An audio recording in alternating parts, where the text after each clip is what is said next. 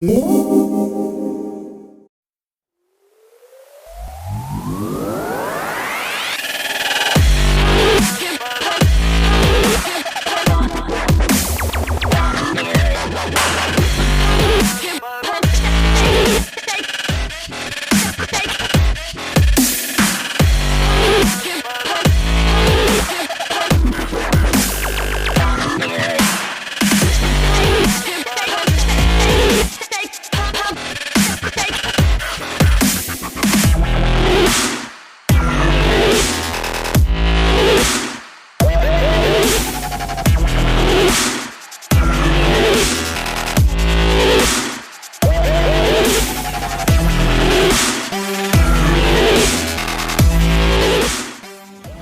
we have here is the Lenovo i3 Yoga 2 Pro 11. Actually, I don't think it's Pro. I think it's just Yoga 2. Yeah, there's the serial number there. Lenovo Yoga 2 11. Model name 20428. Made in China, no surprise there from a Lenovo product. Very thin. I actually got very lucky when I bought this unit. I got it as an open book, and it was about $400 at the time when I bought it. So it was a really good deal. It's got 4 gigabytes of RAM. It has a 500 gigabyte SSHD, so it has 8 gigabytes of SSD in the drive, and then 500 gigabytes of standard hard disk, so it's a hybrid. On the side here I've got USB 2.0. I have headphone and microphone jack, audio volume up and down, a toggle rocker, or actually just a switch, sorry, not a toggle. This switch, what it does is turns off orientation, so if you move it back and forth, the screen will not move.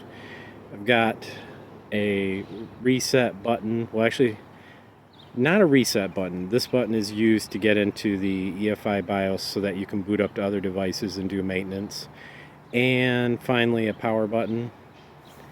And then on this side, I've got USB 3.0, the power supply, SD card slot, and micro HDMI, which is really nice to have.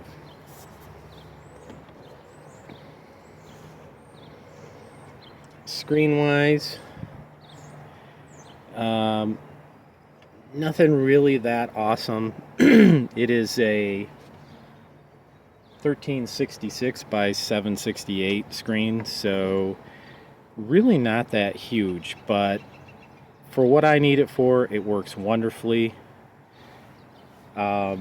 This particular system I have is actually a dual boot. It's got Windows 10 on it, and it's got Linux Fedora 23 on it as well. Right now I'm working in Access, working on a database project for a class, and it actually is the only system I have that is running Office. So only Windows system I have that's running Microsoft Office, but it works really well. The one thing I have to say, because it doesn't have the SSD in it,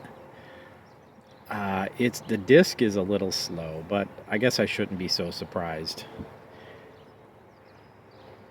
But the fact that this unit, being an i3, brand new, was going for, at the time, I think it was $600 or $700 when I bought it, and I got this unit for about $400.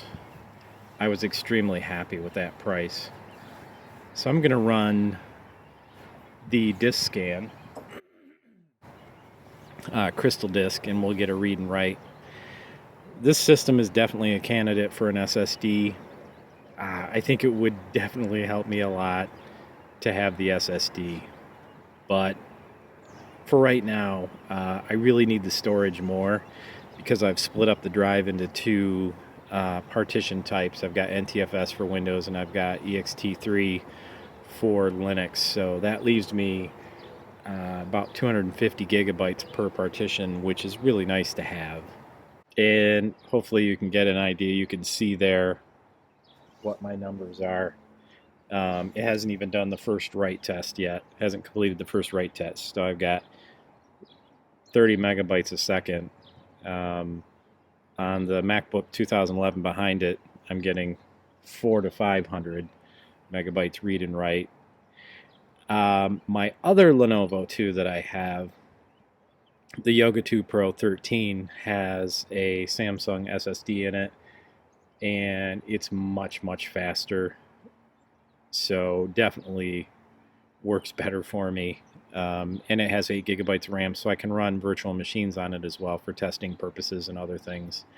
So you may wonder why did I buy the Lenovo Yoga 2 11 when I already had the Yoga 2 Pro 13, which had much better hardware specifications? Well, good question. Actually, at the time I had the Lenovo Yoga 2 Pro, but I always like to have a backup computer. So this one was my backup, and the price was really, really low. Since it was an open box item, I just couldn't beat it. So I went ahead and picked it up. Some of the teaching that I do is online, so I really need to have a system that's available for me 24/7, so I can't be down. And I like to travel, and I like to, I live in Michigan, so I like to go up north, and I usually will take two systems with me. And even if I'm off the grid without power, with this unit and my other one, I have plenty of power to do everything that I need to do. Read and writes aren't stellar on this. It's definitely an underperforming drive, even with the SSD component.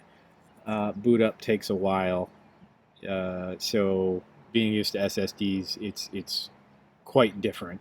But I have even run virtual machines on this. One of the things I've been doing is plugging in a 128 gigabyte USB 3 thumb drive. I have a Cruiser Ultra Fit, so it's super tiny, and it only sticks out of the USB 3 port by maybe a centimeter, just very little. And I'll use that as storage for videos and documents and other things. And one of the more controversial items on this laptop was the keyboard. About a year before Apple ever released the MacBook, the new MacBook that they released, this unit was released. And I don't know if you can tell, but there isn't a whole lot of travel on the keyboard. And you can see there's actually some give.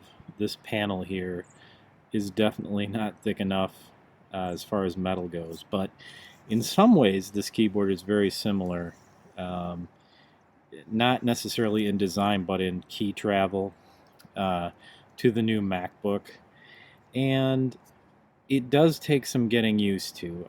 If you're used to the chiclet style keyboard that's available on the MacBook Pro, or even the keyboard on the new MacBook, this one's very different.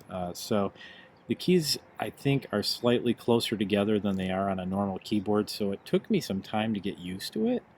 But eventually I was able to get used to it, and now I don't even notice. Now if I'm on a different computer typing for a while and I come back to this computer, then it's a bit of a problem, because it takes me maybe 5 or 10 minutes to warm up to it. But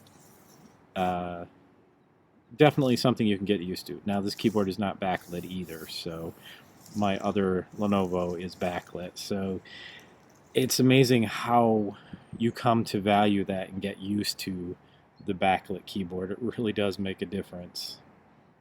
The screen is very sharp. I have no complaints with the screen. Everything looks very good on it.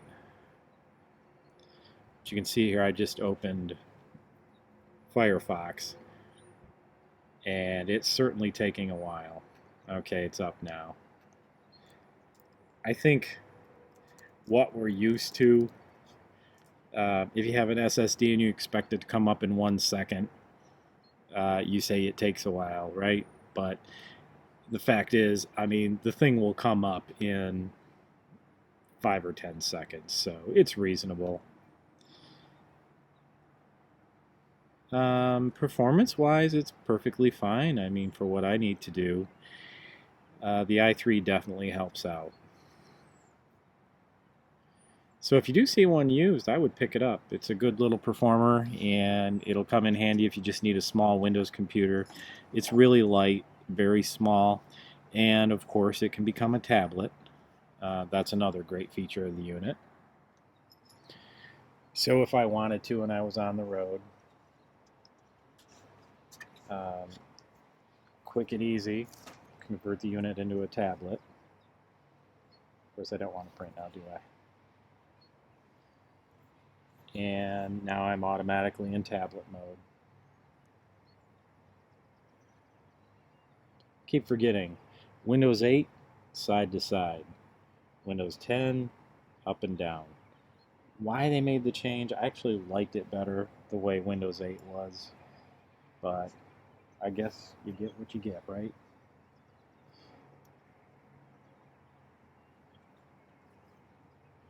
So overall in tablet mode, not too awful thick. Weight-wise, it's definitely got more heft than a normal tablet. But, yeah, it's definitely small enough that you could do that. You could use it on the lap. I do like the ability to be able to go into tent mode. I honestly can't say that I've ever done the display mode, but I suppose it could be useful. Just depends what you want it for. All in all, a good deal, though.